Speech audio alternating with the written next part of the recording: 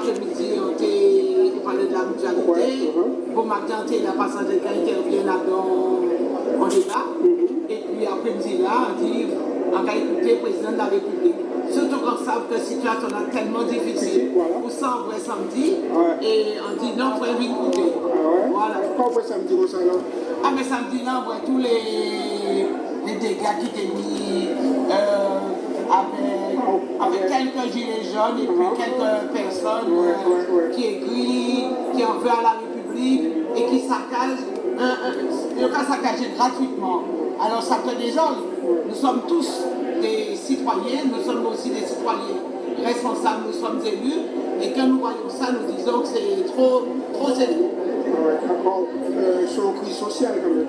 Sans crise sociale. Madame, crise sociale, ne pas vous casser, ne pas vous abîmer, ne pas vous... parce que plus on casse, plus que c'est l'argent, l'argent contribuable, quand vous êtes pour dépenser. Et puis ça va faire bien. Et puis là, par exemple, des murs anciens qui étaient mis, marqués, tout ça, quand vous avez beaucoup et volontairement, ils donnent casser, je dis que c'est pas sérieux. D'accord. Le civisme, c'est pas ça. D'accord. Comment nous fait la moule? Ah ben la commune nous a porté bien. Il a continué le développement à elle.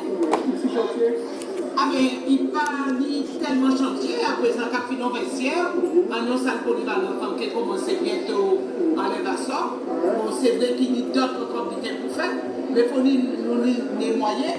Mais on est qui était côté à tout à l'heure là, en film va comprendre qu'à envoyé peut-être un petit deux dossiers côté président de la République, puis jeter un regard. Parce qu'il y a l'impression que le dossier a encore resté au tiroir. Non, le dossier n'a pas resté au tiroir, mais en cas de suite, les services de la préfecture, et normalement, j'attends ça, mais en film va comprendre que c'est ça.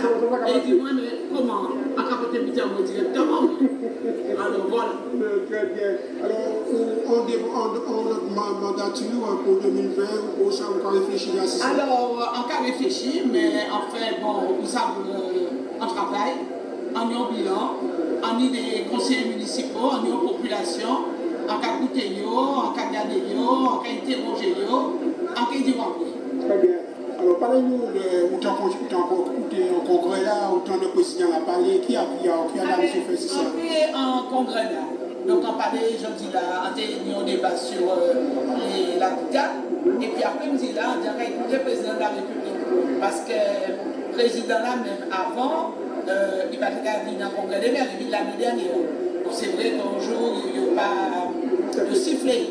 Mais je dis là, même s'il rentre, il n'y a pas de taper des maires.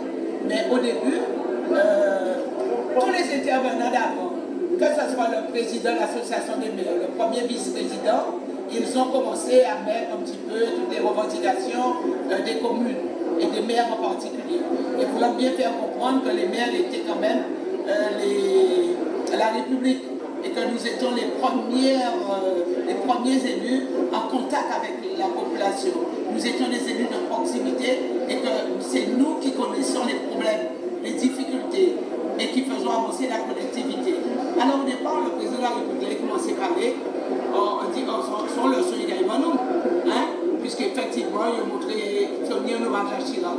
Chirac passait par la mairie. Ensuite, un discours à Miel fini par Mitterrand qui était aussi un maire.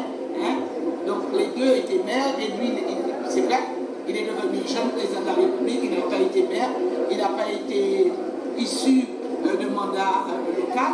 Donc au départ, je me suis dit, mais qu'est-ce qu'il va nous dire? Alors c'est vrai qu'au début, même monsieur qui était autour de moi, on disait, oh, mais il va nous donner peut-être une leçon. Il a commencé à nous parler des difficultés, des problèmes. Mais quand même, à la fin, il a laissé ses papiers, son discours, et il a parlé en tant qu'un élu, je dirais même de proximité. Il a pris de la hauteur, président de la République, il nous a expliqué que quand on fait une décentralisation, quand on donne des compétences, parce qu'avec une décentralisation, il faut des moyens. Et là, je l'ai rejoint. Parce qu'on a eu la décentralisation concernant les collèges, concernant les lycées, concernant le RSA. Mais les moyens n'ont pas toujours suivi. C'est ce que certains présidents de régions, de départements et de maires, c'est ce que nous disons. Quand on décentralise, les moyens doivent suivre, c'est-à-dire les finances, l'argent doit suivre. Alors j'ai mis ce discours. Et je reconnais que quand je suis allée quand ils nous invitaient à l'Élysée, après les Gilets jaunes, moi je suis allée. Et j'ai défendu le dossier de l'accession sociale.